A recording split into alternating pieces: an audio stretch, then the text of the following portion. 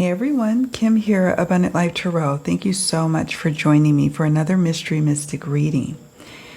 Wow, this is a crime that has puzzled and confounded us for 28 years. While most people were sleeping soundly in Boulder, Colorado on Christmas night in 1996, there was a nightmare unfolding in the Ramsey home.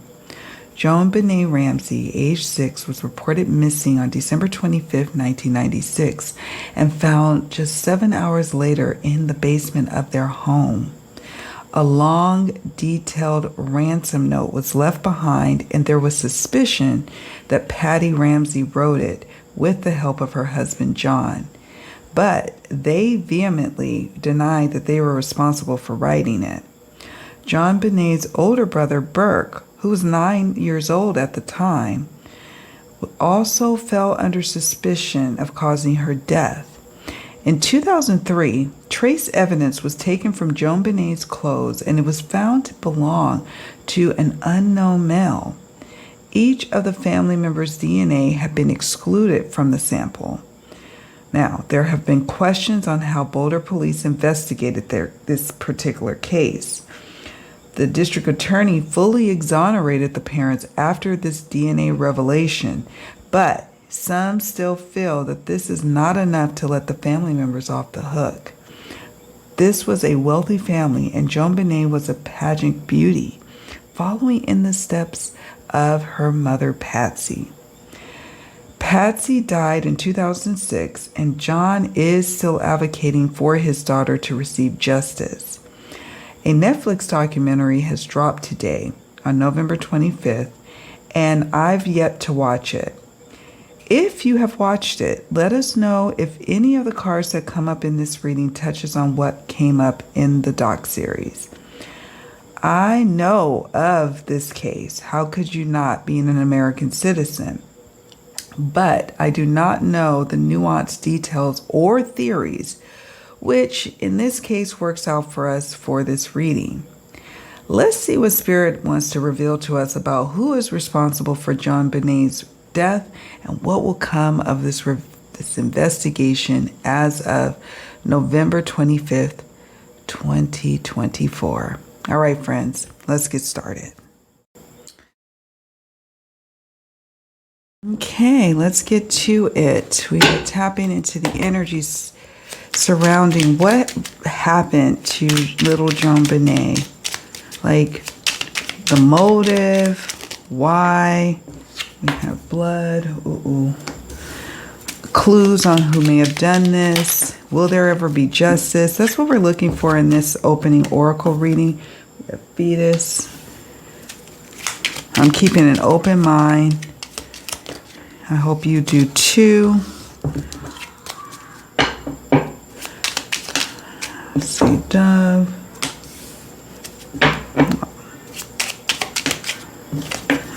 Tree. I'm just going to be curious to see what you all think on this. Cauldron. What's this card over here? Factory. 2 more, Spirit. Dagger.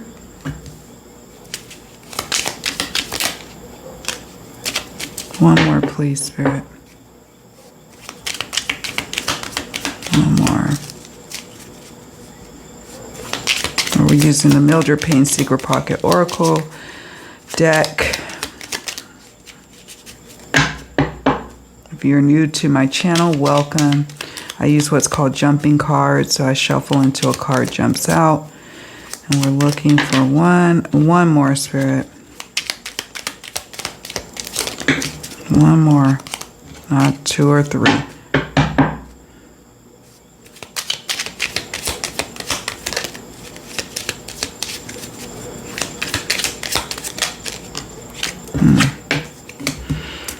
Okay, now I'm going to show you. I'm going to zoom in so you can see the cards up close. See what jumped from this little deck here. Okay. Let's zoom in for a second. Okay, we've got here blood, and it's next to fetus. This is, for some people, they would say right off the gate that this would indicate to them someone close to this child, someone close to home, with this blood next to the fetus card.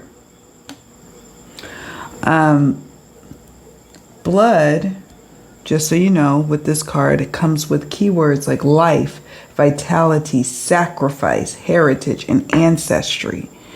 A bloodline, a blood connection. Then we have fetus, right? This is card number 1. And card number 1 is about new beginnings, developing possibilities, and new responsibilities.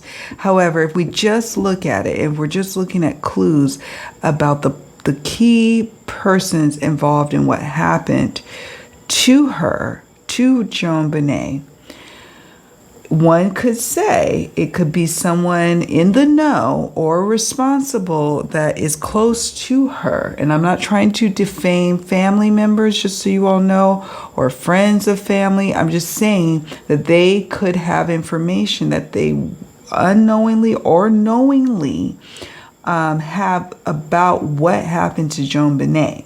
Okay, so that's what I'm going to say here, right now. Yes, the blood card and fetus card did take my breath away. I'm not going to lie, because it implies, when you look at it at face value, it implies that whoever did this is a close relation to her, close connected to the parents, close connected to her family, and she represents the fetus. Now, this also, if you look at the new beginnings or new responsibilities aspect of this card with the fetus, it could represent someone who was facing new beginnings, new responsibilities, and felt like they needed to do something to level up, to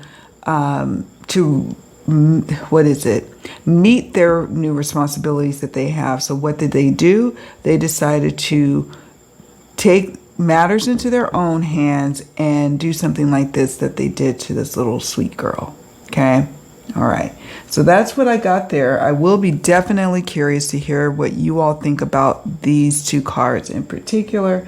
We're going to move on now to the Dove card. The Dove card is card number 65, and it represents peace, a time of harmony, friendships, blessings, prosperity, abundance, healing, and good health. Whenever I see this card, though, in these types of readings, it tells me, it symbolizes to me that she's at peace now as a result of, someone taking her life. She's now in a peaceful state. Also, one of the key words to this card, remember how I said that there's someone close in relation to her family members that they need to check out? The key word to the Dove card, one of them, is friendship. Okay? So it could be a friend of one of the parents, allegedly. All alleged, that what we're discussing in this reading. But someone who definitely had a hand in either knowing or covering up what happened to JonBenet. Okay. We have here tree. Now, this is also something that I know is going to pique people's interest, because when I see this card, I think of the family tree. I think of the branches that go off into, the different directions. When you get branches on a family tree, you get spouses, not necessarily blood relation, but you get different people who are de facto members of the family. And that's what I'm getting the sense of here. Now, the key words for this card are strong growth, seasons of life, stability, and reaching new heights. This could go to someone wanting to reach new heights. They needed to do something to do that. They felt like they had an in by setting and arranging this whole thing with JonBenet. They saw this as a golden opportunity to level up, and this is what they concocted and cooked up. However, I'm not going to ignore that this first line could be speaking to some kind of familial connection, allegedly. Okay? Some sort of, and the reason I'm being is because this child, this fetus, this baby, felt safe, felt harmonious in this situation around the person who took her life. A sense of familiarity, and she, from all accounts, it sounds like she died in her home. It's a question probably of exact time of death, but it was anywhere between, 7 hours or so, give or take.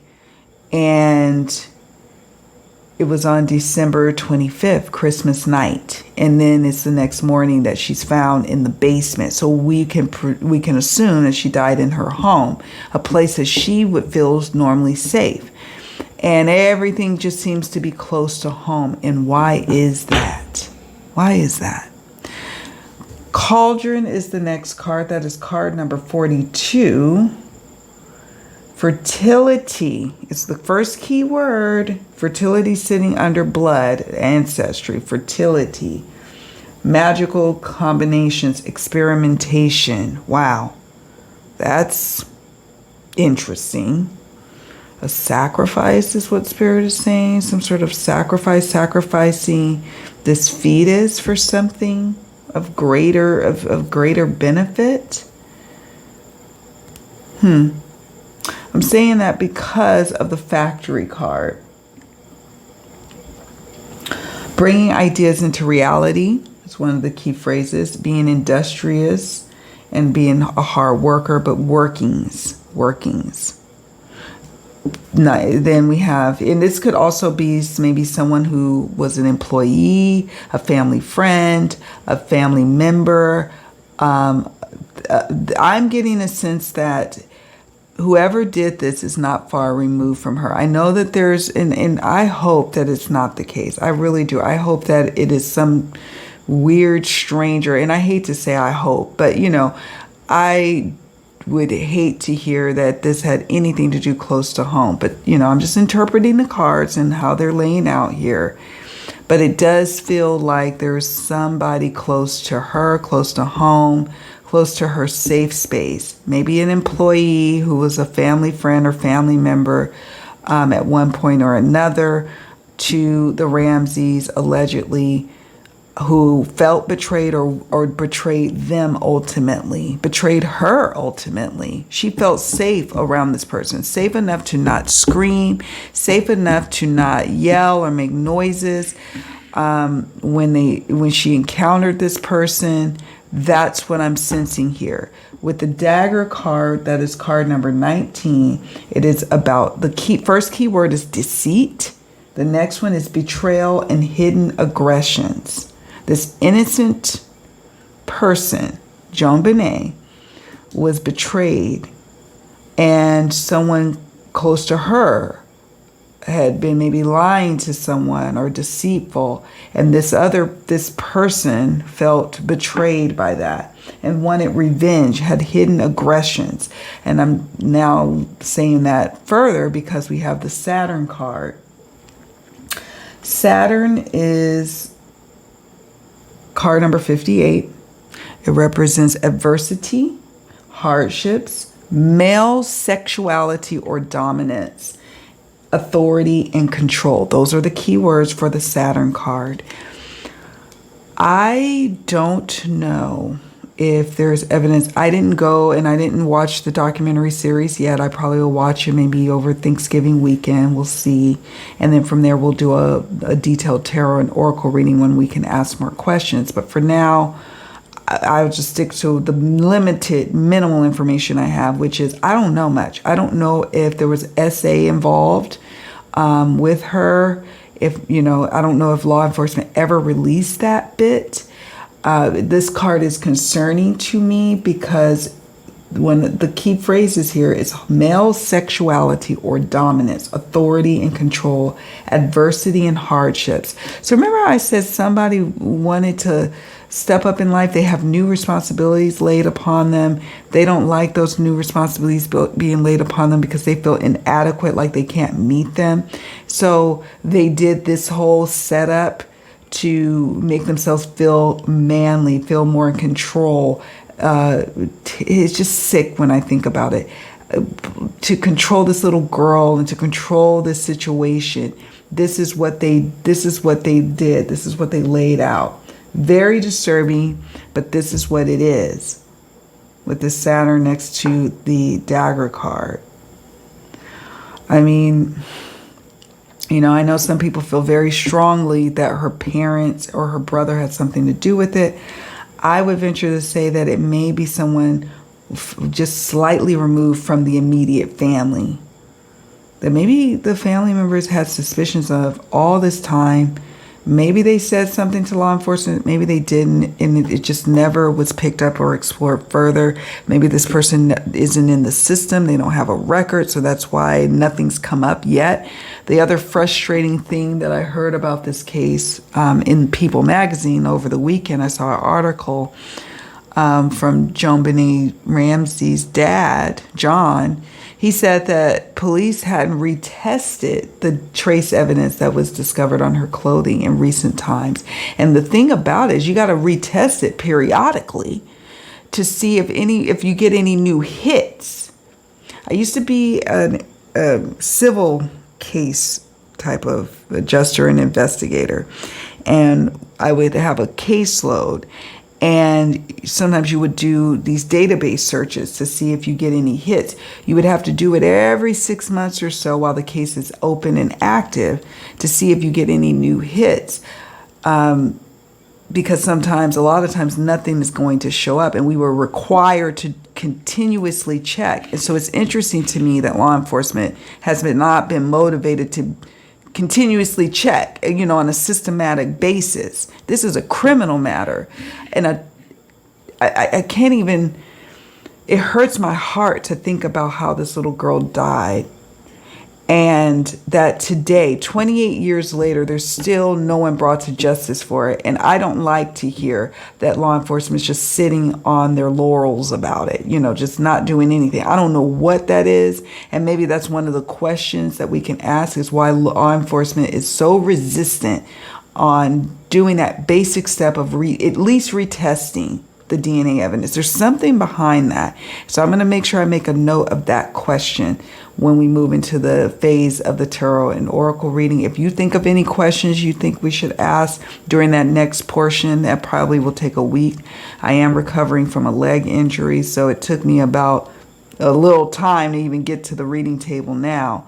But I do plan to come back and do a tarot and oracle reading where we ask pointed questions. And that's going to be my question. Why aren't you all systematically, you all law enforcement, testing the DNA, seeing if there's new hits coming through? What are you doing to crack this case? And maybe the documentary series is going to give us and shed some light, give us some information. I hope it does. We'll see. We'll see. I don't know. I haven't watched it yet. Y'all let me know. All right, I'm going to pause here. We're going to move on to the next phase. All right, friends. I had to re-record this part of the reading because the audio cut out. Yeah, so that's fine. I remember from what I just said. All right, so we got domineering, grudge, entanglement, gossip, dark, and explosive. I'm getting a sense here, collectively speaking, that this is implying to me, especially with the entanglement card, the grudge and domineering, gossip cards, that the person who is responsible for taking her life is known to the Ramseys, known to that family, been around that family, has a history with them. There's some sort of entanglement that we have here We have that someone held a grudge. I picked up on that with that dagger card, that someone felt betrayed or like someone lied to this person and that they had to one up and do something like this that they did to JonBenet. And entanglement. The entanglement can involve, the parents. Doubtful it involves the brother, but perhaps it could. But I get a sense that the entanglement is telling us this is not like a stranger who did this. Now, I could be wrong, and I'm okay with being wrong, by the way. But that people know or have gossiped or talked about this person amongst their family, like their extended family or friend groups, or in those small group settings, in their social settings, gossip about someone who's domineering, someone who's aggressive, someone who's adversarial. The adversary energies came up with the Saturn card, someone who needed to take control of a situation. They had a grudge. They felt like they were entitled to something. They felt like they weren't getting what they were due, what they were supposed to get, or the attention that they were supposed to get, the money, or whatever the case may be. There was something of value they weren't getting. And they felt like someone time and time again put their needs on the back burner. Could be the parents of JonBenet, that this person is directing their aggression, their domineering energy, their grudge towards. And they decided to concoct this whole thing to basically cause pain and hurt. And it's dark. It's dark energies. This whole thing is so dark. I hesitated doing JonBenet's reading for a long time. I've always wanted to do it, but I hesitated because I could feel this heavy, dark energy surrounding this case. And it feels like Patsy was aware of who this person is, maybe more so than her husband. And it started to eat away and erode her well-being to the point that she got really sick and she died. Now, I'm not trying to say that her cancer had anything to do with any of this, but I got a sense when I first recorded doing the cards, when they first were jumping, that she wanted to say that. She wanted to convey that, like, this is taking the most significant toll on her. Carrying around this information, this gossip, this information, holding it in and making a sacrifice to hold it in. She sacrificed her daughter, she sacrificed her life, and she died with key information. She died with key information, explosive information. That's what we've got here. She died with explosive information. Explosive could be someone's temper. It could be explosive information that came out about this case in the past. It also could be because we've heard a lot over the years, a lot of suspicions, a lot of explosive allegations, but I think there's more to come, honestly. I think that when the lid is blown off of this, it's going to be very explosive. And we're going to realize how dark this thing really went. And it's not just, some stranger off the street who managed and concocted this whole thing. This is someone who was intricately involved in their family dynamics, where little sweet JonBenet had her guards down. She felt safe. She didn't scream. She didn't holler out when she's around this person. She felt safe. We see that here with the fetus next to the dove card, next to the tree. But she could never, ever fathom she was in danger. She could never. She was eating pineapple before this happened, according to the autopsy. She had that in her digestive tract. Whoever did this is a monster of epic explosive proportions. This dark energy here. And I hate to say it, but Patsy had a really good understanding of who did this, why, and she felt that she had to sacrifice letting the truth out about bringing about justice for her daughter in order to protect her family members, because whoever did this is domineering, can hold a grudge for eternity, and is explosive and would ruin them with whatever secrets they have or whatever vengeance they would levy. She was, I would say, terrified. So that's what I'm picking up on here. Gossip. I think also with this gossip card that people talked in town or in their friend or family groups, extended family and friends.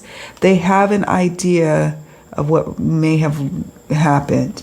And if you follow the case, maybe you have heard over the years some gossip that continuously, repeatedly comes up over and over again.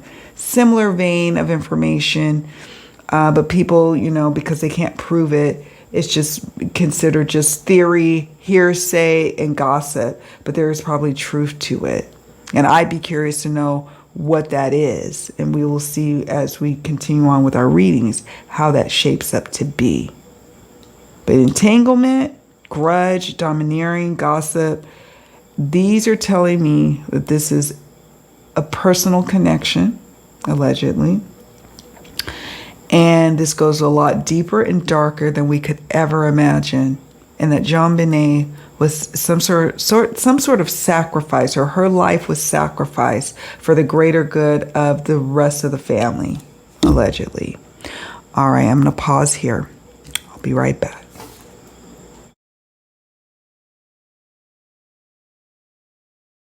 Okay, so we're going to work with the Murder Mystery Oracle.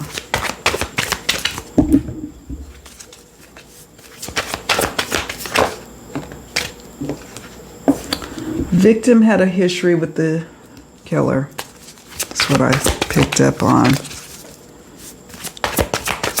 JonBenet knew who this person is. Money may be involved, or lack thereof. Someone feeling that they didn't get their just desserts, or that they are owed something. Or maybe money is used to cover up something. This case will remain unsolved until key evidence is discovered. Okay.